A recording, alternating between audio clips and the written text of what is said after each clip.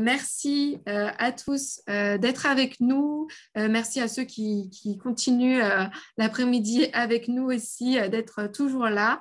Je suis ravie de continuer cet après-midi avec vous et avec Séraphine, Anne et Noémie pour vous parler donc de cette collection My English Factory de lecture en anglais pour donc, l'école primaire.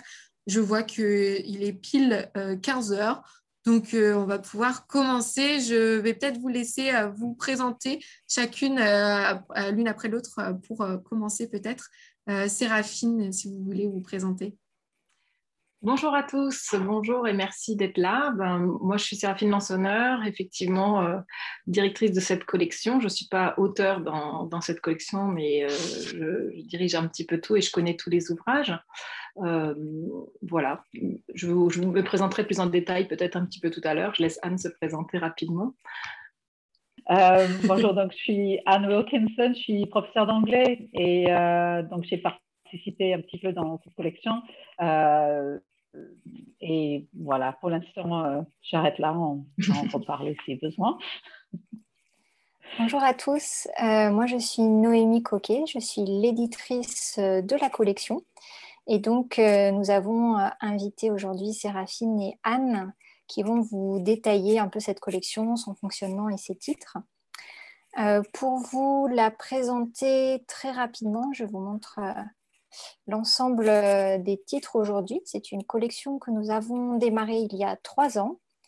Et nous avons sorti à peu près 3 ou 4 titres par an. Et donc aujourd'hui, c'est une collection qui contient 10 petits livres. Ce sont des livres, des petits formats, comme des formats de poche.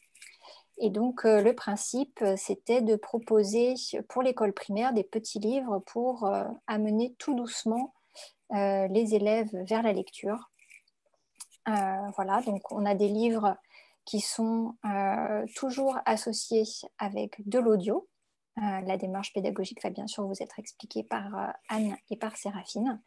Et on a eu envie de construire des livres qui soient justement adaptés à l'âge des élèves, c'est-à-dire avec des intrigues qui correspondent à leur âge, mais avec un niveau de langue très simple qui correspond à ce qu'ils sont en train d'apprendre en anglais à l'école à ce moment-là.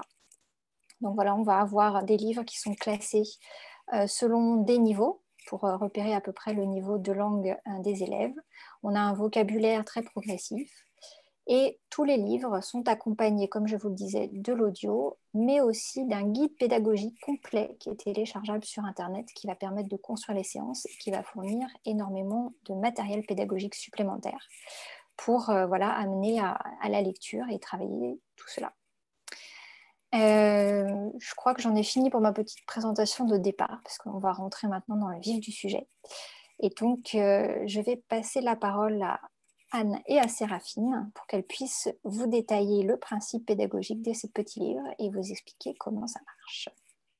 Alors, voilà, je vais vous présenter la collection, mais j'aurais voulu savoir, c'est possible d'avoir un petit retour peut-être par chat, savoir si vous êtes enseignant dans le premier degré ou voilà, quelques remarques sur qui vous êtes pour savoir à qui on s'adresse. Si certains d'entre vous peuvent envoyer des petits messages pour dire qui vous êtes, ça m'aiderait à adapter mon discours à vos besoins. Voilà, et je vais... D'accord, super. Bonjour, enseignante en CE1. Enchantée. Super. Merci. En collège. Ah voilà, c'est ça que je voulais savoir. Je voulais savoir si bien. Collège, CM2. CM2. Ah, on a CM2. C'est super d'avoir des... Voilà. Ah bah c'est intéressant. Alors voilà, justement, c'était un peu la question que je me posais pour savoir s'il y avait aussi du collège, puisque bon, comme vous avez peut-être déjà vu, mais on va en parler plus en détail, notre collection, c'est pour le premier degré, mais ça empiète un petit peu sur le collège puisqu'on a ce niveau 4 qui est de la transition CM2 6e qui peut tout à fait être utilisé en collège. D'ailleurs, même les autres niveaux peuvent être utilisés en collège également. Ah bah très intéressant. Il y a même du lycée. Ok, il y a du lycée aussi. Intéressant, d'accord. Voilà, donc nous, en fait, on est une équipe. Donc moi, c'est vrai, j'ai dit que j'étais directrice de collection et Anne était auteure, mais en réalité, on fait surtout partie d'une équipe. On n'est pas toute seule. Il y a toute une équipe qui se réunit depuis pas mal d'années pour essayer de lancer cette collection et cette idée qui était en fait, au départ, on ne trouve pas vraiment sur le marché l'équivalent de ce qu'on a voulu créer. Donc, c'était vraiment, ça répond à un manque pour nous de trouver à la fois des petites histoires qui soient à la fois authentiques, adaptées au niveau, mais pas complètement bébé ou ridicule. Vous voyez ce que je veux dire, qui gardent une certaine authenticité. C'est-à-dire que le niveau de langue, on a essayé de le simplifier, mais pas le rendre inauthentique. Donc, ça a été ça le défi. Et donc, on a voulu créer cette collection. On a fait beaucoup de réflexions communes, de brainstorming sur des types d'histoires qui peuvent plaire à tous les niveaux. Et voilà un petit peu, donc on espère avoir réussi. Donc, vous le verrez quand vous verrez des pages extraites des livres, c'est un niveau de langue qui reste très authentique. Parfois, il y a peut-être des mots que les enfants ne vont pas comprendre, mais en même temps, c'est accessible et c'est vraiment ciblé pour chaque niveau. Voilà, donc ça, c'est une première chose. Alors, qui nous sommes? Nous sommes une équipe... on va dire essentiellement féminine, je crois qu'on peut dire ça, hein. Il n'y a que des femmes, d'enseignantes, formatrices à l'INSPE, voilà, beaucoup de gens qui travaillent avec nous sont de l'INSPE de Paris, toutes professeurs d'anglais, beaucoup ont de l'expérience dans le premier degré ou forment les enseignants au premier degré, voilà.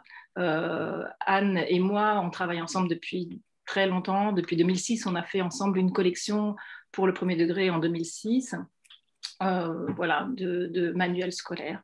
Voilà un petit peu notre parcours. Voilà. Si vous avez des questions, en tout cas, n'hésitez pas à nous en poser. Je ne sais pas, Anne, si tu veux dire quelque chose d'autre sur le contexte de création de cette collection. Non, je pense que tu as bien résumé. C'est vrai que ce qu'on trouve, et quand on a des enfants soi-même, on le remarque bien, quand on cherche un livre qui a un anglais suffisamment simple pour les non-anglophones, mais en même temps que ça soit pas trop bébé, que ça soit quand même adapté à l'âge de l'enfant, c'est un peu une casse-tête. Ou alors des livres qui ne sont pas des adaptations écrites d'une façon trop peu littéraire finalement, donc qui oublient un peu la beauté de la langue. Voilà. Donc, je pense que le défi était là. Et donc, l'idée, c'est d'avoir donc il y a un autre défi que vous connaissez bien si vous êtes professeur d'anglais ou si vous êtes un tout petit peu penché sur la question, c'est qu'a priori on pourrait se dire que c'est incompatible avec le premier degré de se dire on va faire de l'écrit, puisque dans les programmes, notamment en cycle 2, on dit qu'il n'y a pas d'écrit, et donc notre défi ça a été ça, comment faire pour que à la fois on puisse les sensibiliser à la lecture, aux albums et aux livres, et on sait aussi que c'est très demandé par les collègues dans le premier degré, et puis on tourne souvent en rond avec toujours les mêmes albums, donc apporter un peu de variété et aussi ne pas forcément être dans l'écrit. Donc c'est pour ça qu'il y a forcément toujours un fichier son, hein, pour que vraiment on garde la priorité à l'oral et que tout puisse être écouté. Et voilà. Et donc, tous les niveaux, que ce soit le niveau 1, 2, 3 ou 4, ils ont tous le fichier son.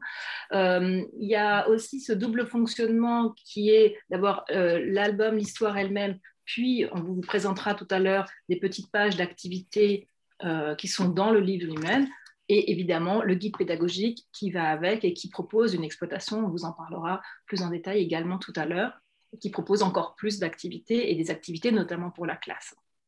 Voilà.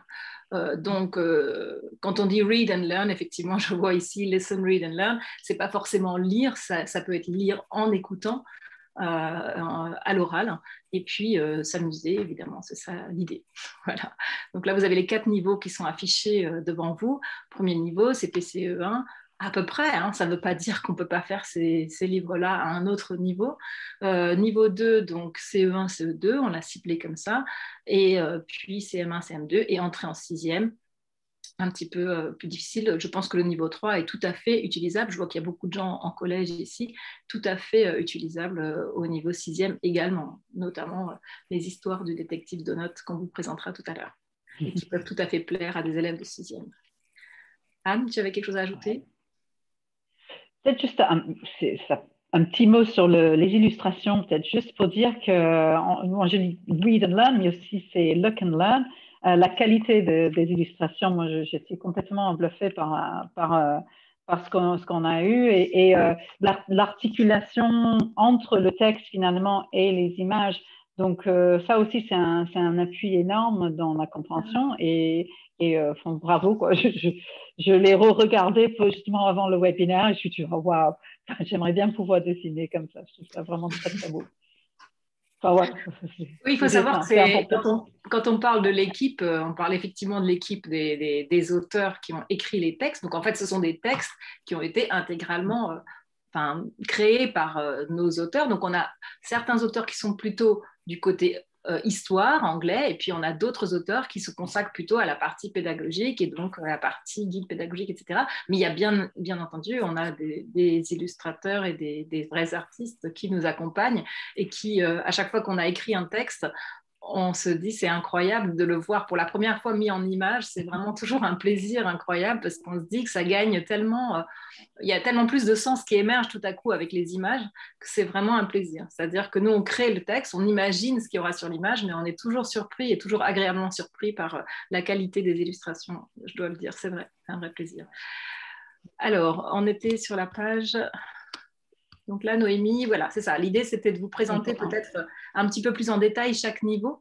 Donc, on a une de nos auteurs fétiches, qui est Sarah Bisson, qui a créé la collection des boutiques de notes, qui a créé cette histoire que vous voyez là, Happy Birthday. On a différents types d'histoires dans le niveau 1.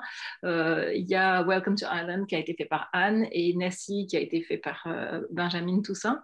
Donc, pour l'instant, on a 3 titres dans ce niveau 1 et je crois qu'ils ont tous cette qualité, effectivement, d'avoir un niveau de langue assez adapté tout en étant relativement drôle, enfin moi je trouve, un petit peu décalé. Ouais. Les sources d'inspiration, elles sont diverses, comme vous le voyez, puisque Nessie, ça part quand même voilà, du monstre du Loch Ness, voilà, pour créer un petit peu de... Il y a toujours une découverte culturelle aussi qui va avec. Je vais laisser Anne présenter les 2 autres, parce que je ne vais pas présenter son livre. Alors... Oui, j'allais dire que Benjamin, qui a écrit Nessie, a un lien très particulier avec l'Écosse déjà. Ouais. Donc, je pense qu'elle tenait à cœur de faire quelque chose sur l'Écosse. Moi, je suis irlandaise, donc évidemment, Welcome to Ireland. Je ne fais pas la pub pour mon pays, mais c'était vraiment adorable de pouvoir voyager avec ces petits dans mon propre pays. Et puis, donc, cet aspect culturel, je pense qu'on l'a vécu d'une façon très agréable. C'était partager nos héritages culturels ou nos expériences culturelles. Dans le 3e histoire, là, sur le coup, avec Merlin, etc., c'est tout un aspect de l'histoire britannique. Et donc, là, Sarah, c'est pareil, elle est assez fascinée par ce monde-là. Et donc, c'est la culture, l'apport culturel tout en douceur. C'est intégré sans que ça soit du tout plaqué dans le sujet. Je crois que... Et je pense que c'est important ce que tu as dit, Sarafine, sur le côté humoristique. Moi, je trouvais, en les relisant, ça me faisait sourire, ça me faisait rire. On a voulu le plaisir avant tout. Enfin, tout le reste est important, bien sûr, mais on voulait que les textes soient intéressants à lire, drôles ou avec de l'intrigue, et que ça soit niveau 1, 2, 3, 4, ça a été... on a beaucoup retravaillé pour y arriver, donc tout en restant dans la simplicité. Et la simplicité, c'est compliqué. Voilà. Voilà, donc voilà un aperçu de notre niveau 1. Voilà. Je pense qu'on a réussi quand même à avoir quelque chose qui reste accessible et drôle. Il y a aussi, on le verra peut-être tout à l'heure, Noémie, je ne sais pas, les niveaux, au niveau du lexique. Évidemment, le lexique qui est donné, c'est donné de façon différente en fonction du niveau, mais ça, on vous le montrera tout à l'heure. Donc, voici le niveau 2. Donc là, on a Solange Ayache qui a écrit Halloween Party et 2 ouvrages d'Anne. Donc, je vais laisser Anne aussi les présenter pour qu'elle nous parle un petit peu de ce qui l'a inspiré pour cette histoire. Oui, donc pour Old MacDonald, en fait, ça peut donner l'impression que c'est l'histoire d'Old MacDonald classique, mais en fait, c'est le prequel, donc c'est comment Old MacDonald a eu sa ferme, donc, et sa ferme n'est pas comme on imagine, ce n'est pas la ferme traditionnelle, donc ça, je me suis juste amusée à imaginer la jeunesse d'Old MacDonald, et donc, c'est pareil, il y a cet aspect culturel qui est très ancré dans les pays anglophones, qui est au MacDonald's, mais avec une touche plus originale, avec un peu d'humour et un peu de d'originalité. Avec Gingerbread Boy, Gingerbread Man, pareil, c'est une histoire que vous connaissez bien, probablement, et qui est très connue. On a voulu là donner, il y a un aspect découverte un petit peu de la Grande-Bretagne, puisque vous verrez qu'il voyage un petit peu dans le pays. Il y a aussi la famille royale, mais c'est parce que la reine veut le manger, donc c'est pas une rencontre heureuse, mais voilà, c'est des petits aperçus culturels qu'on espère vont faire rire. Et avec Gingerbread Boy, ça c'est plutôt en forme de poème, c'est beaucoup dire, mais il y a un travail sur le rythme et sur le rime pour que, puisque ça s'y prête très très bien avec le refrain qui revient assez souvent, mais avec donc ces touches de modernité, on va dire, ou d'originalité, un petit peu décalée par rapport à l'histoire classique. Et pour Halloween Party, c'est probablement l'araignée la plus adorable que vous allez jamais rencontrée.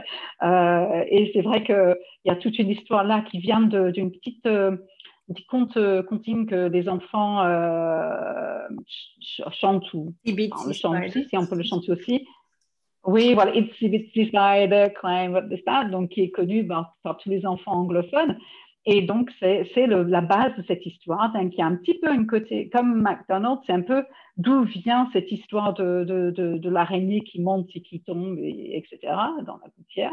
Et donc, c'est cette exploration-là qui est l'histoire de Halloween Party. Halloween, bien sûr, la fête qui maintenant, on connaît en France aussi, mais qui a ses origines. Il y a tout un départ sur les origines, on ne va pas y aller. En Irlande, on dit que ça vient de chez nous. Hein, donc, voilà. Les Américains le fêtent beaucoup aussi. Et donc, très apprécié par les petits anglophones, bien sûr. Voilà. Et comme vous le voyez, alors Anne, dans les textes qu'elle écrit, elle fait aussi, ça dépend des textes, ils sont tous différents en fait, ils ont tous leur originalité, il n'y a pas une seule façon d'écrire. Et, par exemple, sur celui que vous voyez là, il y a des rimes, par exemple, c'est un petit peu en vers, ça rime, le rythme, il y a aussi un travail sur le rythme du texte, etc. Donc, on n'a pas que des textes narratifs. Ça dépend desquels, ils sont tous différents, ils ont tous leur authenticité, leur individualité. Voilà pour le niveau 2, on passe au niveau 3. Noémie, si tu peux, je ne sais pas si... Voilà. Alors, le niveau 3, comme vous le voyez, il est pour l'instant consacré à un seul type de titre, le détective de notes. On ne désespère pas d'en faire d'autres, mais nous, on adore cette collection. Donc ça, c'est Sarah Bisson qui les a écrits, les détectives de notes. Elle a vraiment réussi à créer un personnage et un univers qui tient bien la route, avec l'illustratrice également qui travaille, qui fait un super boulot.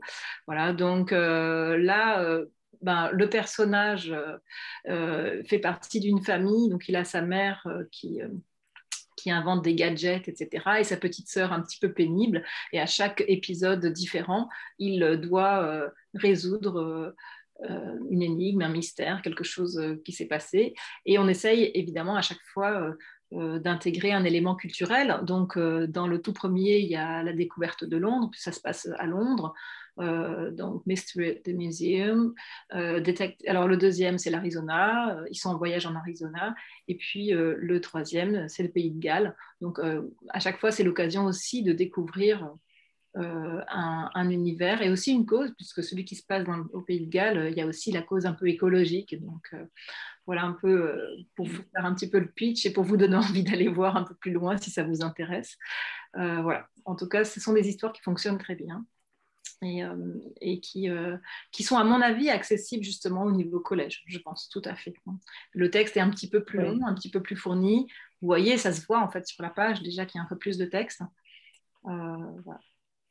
C'est ce que j'allais faire remarquer au fur et à mesure des niveaux. Vous allez remarquer sur les pages qu'il y a toujours un petit peu plus de texte et aussi que la taille du texte est plus grosse pour les plus petits niveaux.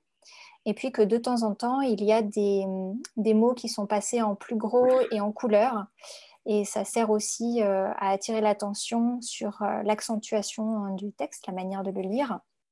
Et certains mots aussi passés en couleur, parfois, vont se retrouver dans le vocabulaire. Mais on a plus utilisé la couleur et le gras pour aider à l'intonation. Anne, quelque chose à dire sur deux notes, non? Non, c'est vrai que ces intrigues, à chaque fois, je ne sais pas comment ils les trouvent, mais je trouve les histoires vraiment bien... enfin, s'il y a un peu de suspense, il y a une sorte de qui est, hein, qui est le coupable, etc. Donc, il y a un côté très détective que je trouve très bien réussi et l'enfant voyage en même temps. Donc, ouais. Ouais, et puis pour la petite On histoire, attend la il faut suite. savoir que voilà, il faut savoir que Sarah Bisson, c'était une grande lectrice, elle lit énormément et elle teste toujours ses histoires sur ses enfants qui ont à peu près l'âge cible, donc elle les met à contribution aussi pour que l'histoire soit fluide et qu'elle fonctionne bien. Voilà. Donc, on arrive au niveau 4. Donc, vous voyez, il est encore assez balbutiement. Il y a d'autres titres à venir, je l'espère. Donc, ça, c'est également Benjamin Toussaint qui l'a écrit, qui avait déjà fait un niveau 1 ou 2. Voilà, donc là, c'est Please Don't Come to New York. Donc, ça, c'était le... Elle voulait faire ce principe d'essayer de dégoûter quelqu'un de venir à New York pour ne pas lui donner envie de venir. Et en fin de compte, évidemment, vous vous doutez bien qu'il y a une chute à la fin.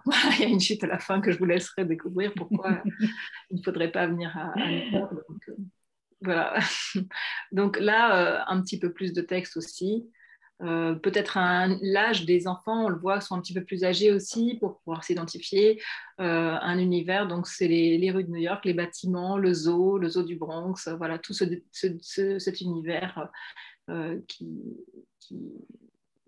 qui est à découvrir également. Peut-être qu'un jour, on aura Please Don't Come to San Francisco ou d'autres villes qu'on aurait envie de découvrir à venir. Et au niveau de la structure du texte, on a aussi sur ce niveau 4 une structure un petit peu plus complexe que les autres. Sur les autres, on a des trames narratives très simples avec des dialogues. Et ici, on a une trame narrative avec une conversation téléphonique. Donc, on a un petit cran au-dessus au niveau de la compréhension. Voilà, qui fait que on est vraiment sur le début de la 6e avec un texte un petit peu plus complexe. Pour la suite, je vous propose de passer des pages de Détective Donut pour qu'on ait la structure du livre et que Séraphinian puisse vous expliquer comment sont construits les livres. Parce qu'en plus de l'histoire, il y a d'autres types de pages. C'est parti. Oui, alors en fait, chaque livre est construit à peu près de la même façon. Là, c'est un exemple avec Détective Donut, mais ça, pour le coup, c'est valable pour tous les titres. Vous avez toujours une double page qui présente les personnages, donc plus ou moins de détails évidemment sur cette page en fonction du niveau. Mais là, par exemple, on voit donc les personnages principaux de Donut. Et puis une deuxième double page qui présente les lieux. Donc ici, ça permet à l'élève de se projeter dans l'univers où on est et éventuellement à l'enseignant d'envisager des prolongements, etc., qui ne seraient pas dans le livre sur cette thématique-là. Donc ici, les États-Unis, le lieu précis où ça se passe, la route 66, qui est le lieu où se passe cette histoire. Voilà, donc ça c'est toujours pour toute la collection, il y a ces deux pages-là et ça permet vraiment en fait d'anticiper un peu, de se projeter dans cette histoire, de se poser des questions et de situer les choses avant de commencer l'histoire à proprement parler. Je ne sais pas s'il y a quelque chose à ajouter, Anne. Non, c'est exactement ça. Voilà le début de l'histoire. Donc c'est une histoire... Voilà, donc là c'est le début de l'histoire, donc une page classique de l'histoire avec à peu près la quantité de texte qu'il peut y avoir à ce niveau-là.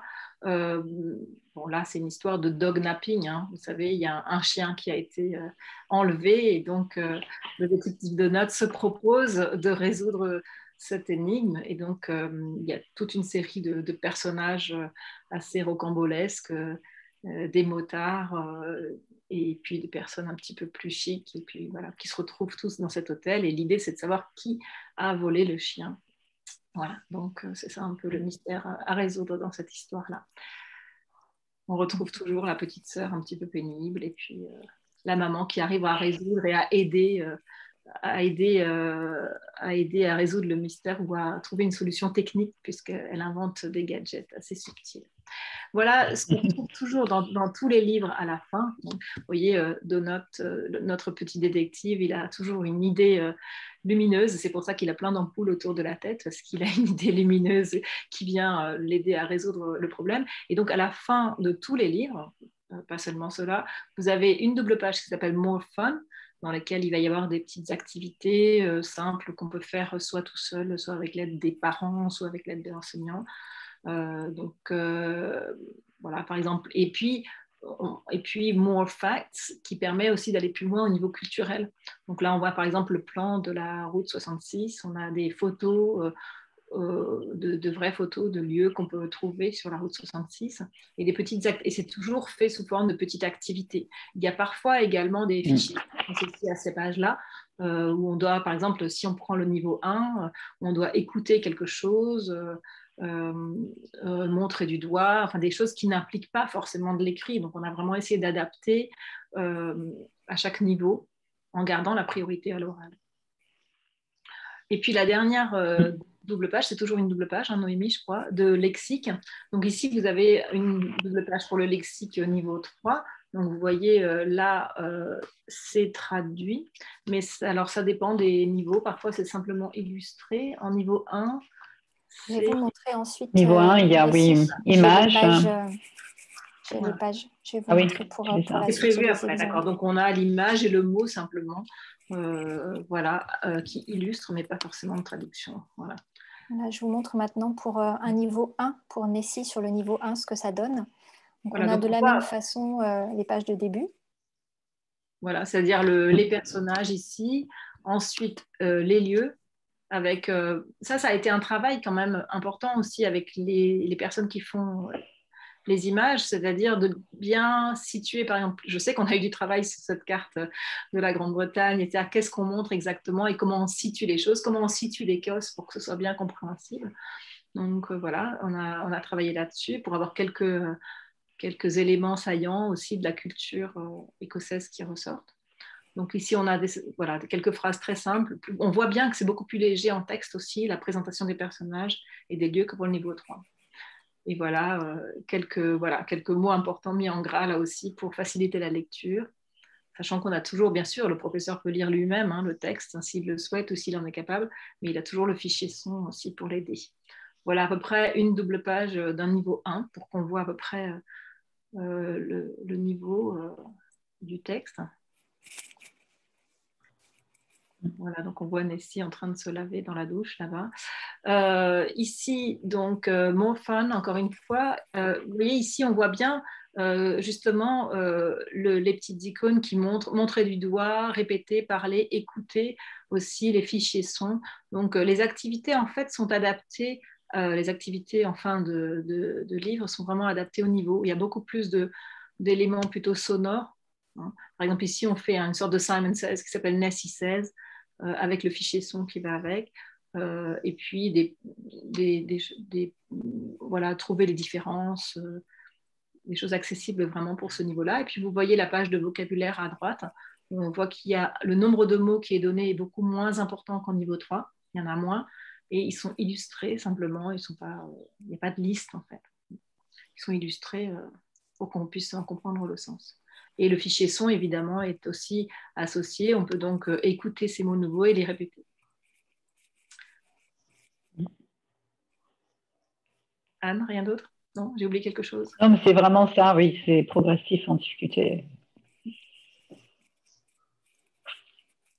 Alors ici, donc, on a une présentation de tout ce qui tourne autour. Je ne sais pas si Noémie, tu veux faire un peu le tour de ce qui existe? Oui, alors en accompagnement donc, des livres, on a toute une série d'éléments supplémentaires qui sont à disposition gratuitement sur le site de Belin Éducation. On a donc sur la page de chaque livre le fichier audio qu'on peut télécharger. Et dans ce fichier audio, il y a à la fois l'histoire, les petites activités de la fin et aussi quelques exemples qui correspondent à ce qu'il y a dans le guide pédagogique, notamment des exemples en phonologie, des sons, etc.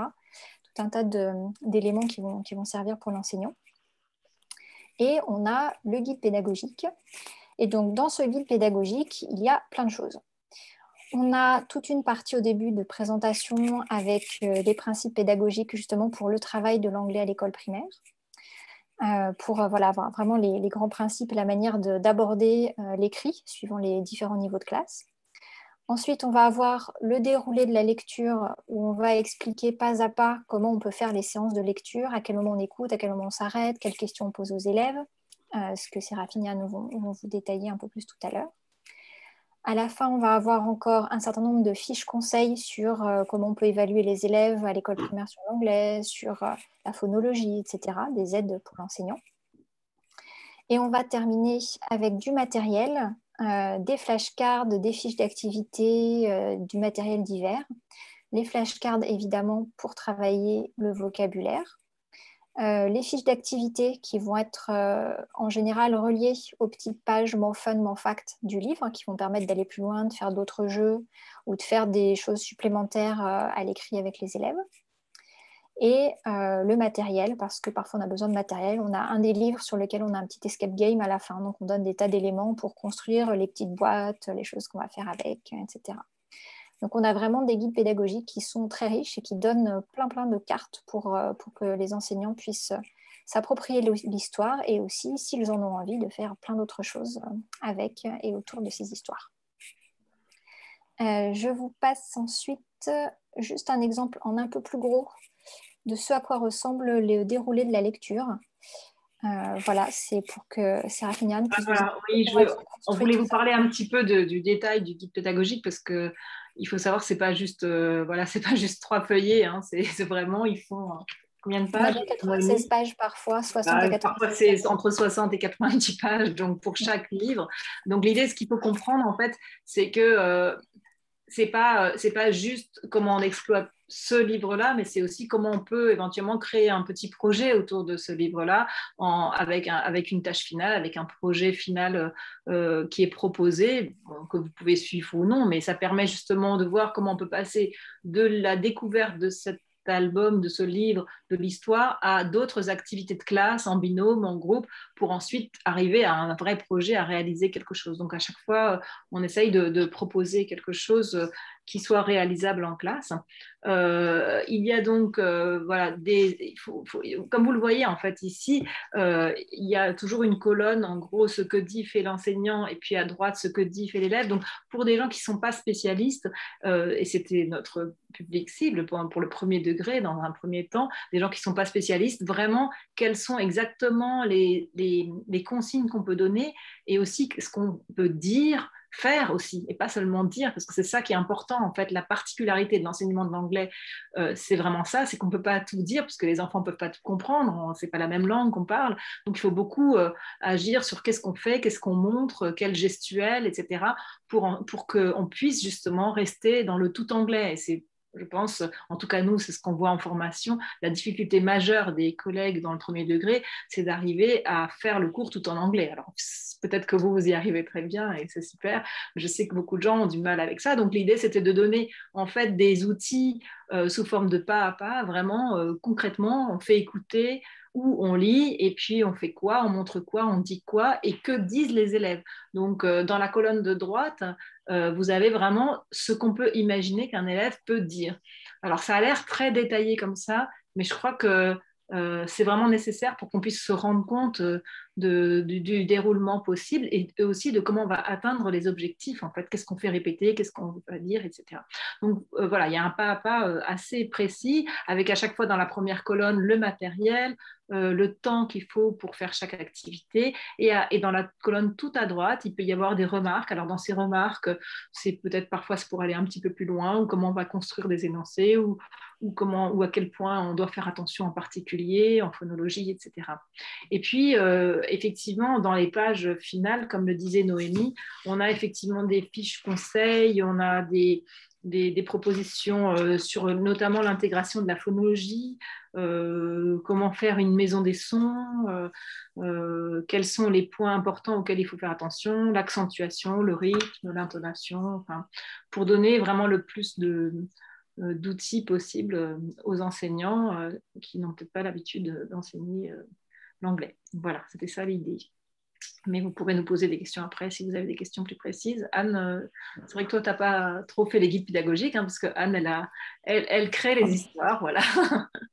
Ça n'empêche pas d'écrire des guides pédagogiques à d'autres niveaux, parce qu'on a travaillé à d'autres niveaux ensemble aussi, mais pas pour cette collection-là. Voilà, donc là, moi, en fait, mon rôle, c'est de reprendre et de veiller à la cohérence de l'ensemble. Mais les 3 collègues qui sont impliqués pour l'instant sont donc Charlotte Thomas, qui a beaucoup d'expérience dans le premier degré. Elle était enseignante en collège au départ. Elle a beaucoup travaillé dans des établissements difficiles, à la Goutte d'Or, etc. Et elle est maintenant formatrice à l'INSPE de Paris. Elle connaît bien le premier degré. Elle donne beaucoup de cours aux stagiaires de premier degré. Je crois que c'est son cours préféré, en fait. Voilà, donc elle fait beaucoup ça. Voilà, elle a écrit d'autres collections aussi. On a Isabelle Garnier, qui était aussi longuement professeure en collège pendant 30 ans, je crois, et qui maintenant travaille avec nous à l'INSPE de Paris, qui forme beaucoup les professeurs des écoles également. Et puis récemment, s'est jointe à l'équipe Cécile Millot, également enseignante à l'INSPE. Donc voilà les 3 auteurs qui travaillent sur les guides pédagogiques.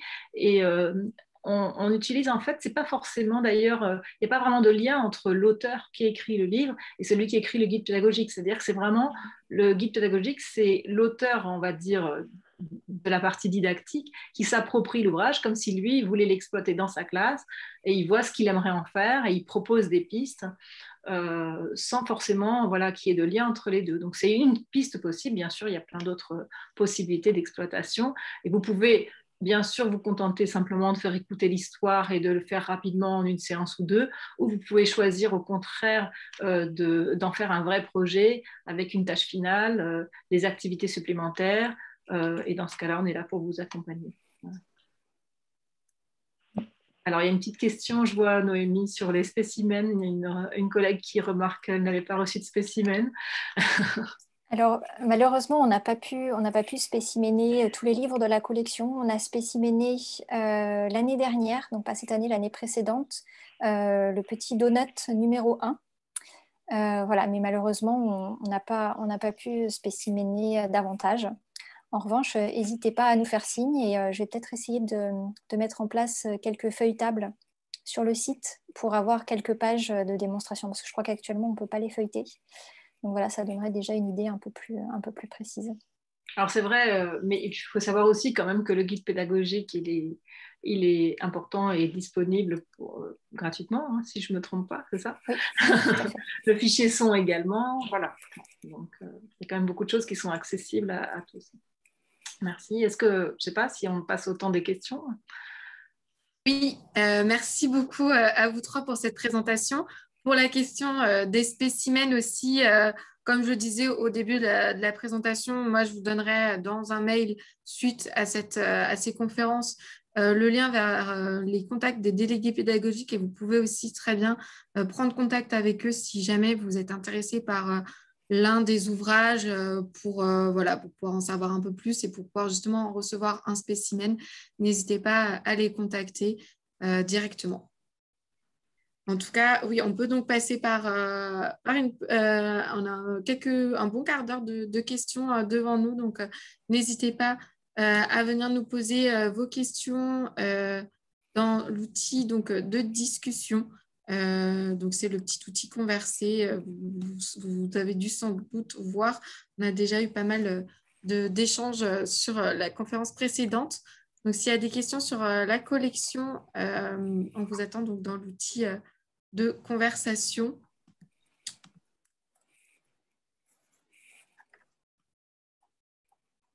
Voilà. Ça a été très exhaustive. Hein. C'est sans doute ça. Vous avez peut-être tout dit. Ouais. Non, pas de questions. Je ne pense pas, je ne sais pas. Non, peut-être pas.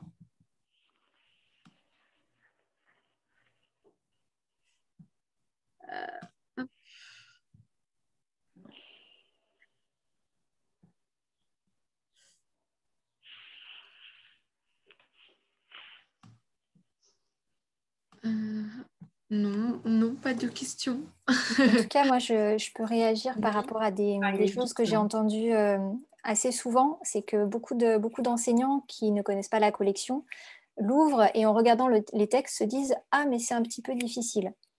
Donc, face à cette première réaction, voilà, nous, on répond assez souvent que le texte est un petit peu difficile, alors peut-être, mais justement, il ne s'agit pas de se jeter sur le texte.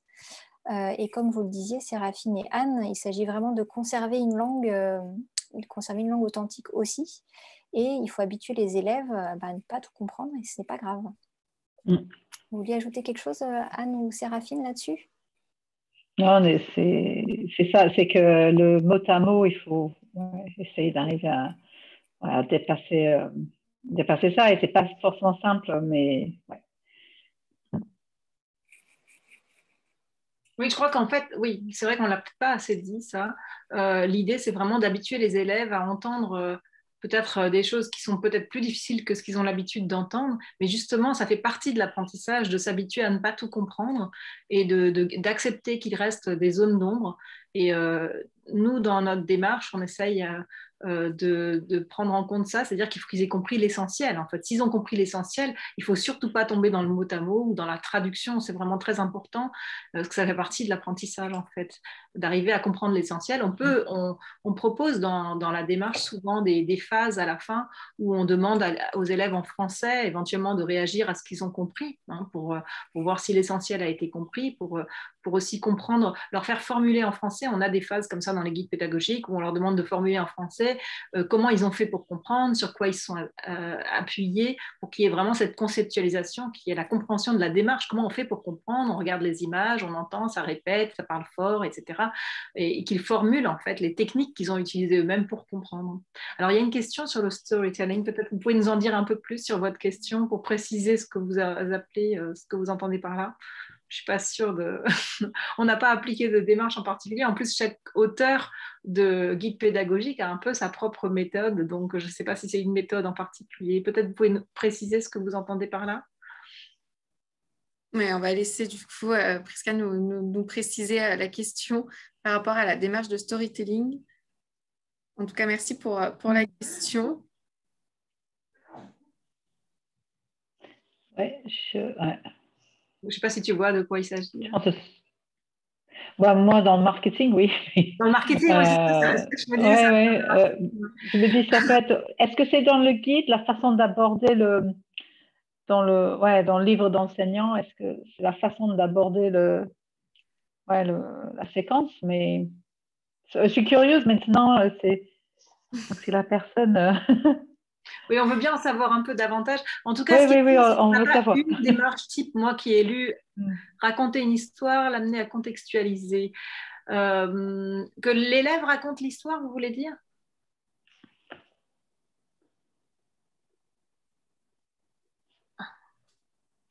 Non, l'enseignant, oui. En fait, nous, on s'appuie beaucoup sur les fichiers son, donc, mais ça dépend. En fait, on veut laisser le choix aux enseignants, puisque finalement, oui, on pourrait raconter l'histoire, mais on se dit plutôt que les gens qui n'ont pas forcément le niveau d'anglais, etc., vont peut-être plus s'appuyer sur le fichier son. Donc, ça va dépendre comment on l'utilise. Donc, à chaque fois qu'on propose quelque chose, c'est soit l'enseignant qui fait écouter simplement et raconte pas, mais c'est vrai que si on le raconte soi-même, j'imagine qu'on doit pouvoir faire des petites modifications, c'est ça? Et d'amener l'élève à contextualiser, oui, bien sûr, parce qu'ils vont être amenés à reformuler, ils vont être amenés à illustrer ou à jouer ou à agir en fonction de ce qu'ils entendent pour montrer justement, l'idée, c'est de montrer comment l'élève va nous montrer qu'il a compris le sens. Et donc en reformulant et pas seulement en répétant, puisque pour qu'un élève montre qu'il a bien compris, il faut qu'il soit capable de reformuler ou de réagir ou de faire un geste pour que l'enseignant voit qu'il a bien compris. Je ne sais pas si je réponds à votre question. Un petit mot aussi, je vois le mot méthode passer dans la question de Prisca. Alors, je voudrais juste revenir sur ce point. Je précise que la collection My English Factory n'est pas une méthode d'anglais. On n'est pas en train d'apprendre à parler l'anglais à partir de My English Factory, c'est un peu différent. Pour moi, l'idée, c'était vraiment que les petits livres de la collection viennent compléter l'apprentissage de l'anglais qu'on fait en classe par ailleurs. Donc voilà, il ne s'agit pas d'une méthode, c'est quelque chose de différent, complémentaire. Ce qu'elle a voulu dire, ce qu'elle a voulu dire, c'est plutôt une méthode de storytelling. Et comme je voyais oui, pas, bien sûr. Voilà. Mais en tout cas, voilà, on n'a pas en tout cas appliqué une méthode, mais ce qui est sûr, c'est qu'on a tous une méthode en commun qui est, on est quand même, pour le coup, ça, c'est un peu notre domaine, c'est-à-dire comment travailler l'accès au sens des documents. alors, c'est l'initiation à l'écrit d'une certaine façon. Hein. Écouter des histoires rédigées, c'est de l'oral, c'est de la compréhension orale, c'est vrai, mais c'est une initiation à la compréhension de l'écrit. Hein. Donc, on les prépare à la structure des histoires, etc. Donc, le fait, effectivement, ils vont pas juste écouter. Bien sûr, dans le livre enseignant, tous nos auteurs qui sont pédagogiques ont à cœur de montrer qu'est-ce qu'on peut faire à l'élève, agir, jouer ou répéter ou reformuler pour qu'on soit sûr qu'il ait bien compris ce qu'on a dit sans passer justement par la traduction. C'est ça qui est important.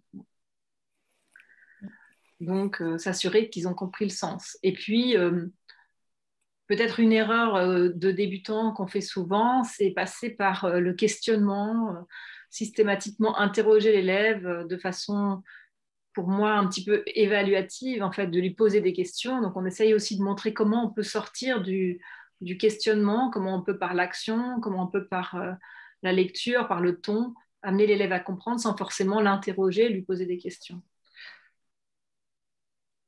C'était ça l'idée. Je ne sais pas si vous avez d'autres questions.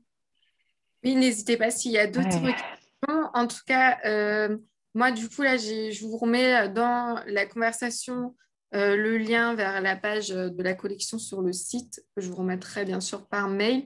Et je me suis dit que je pouvais profiter des minutes parce que j'ai vu qu'on avait quand même, en fait, on parlait avant des spécimens et des feuilletables en ligne, Noémie. On a bien des pages à feuilleter, mais que pour les nouveautés, du coup.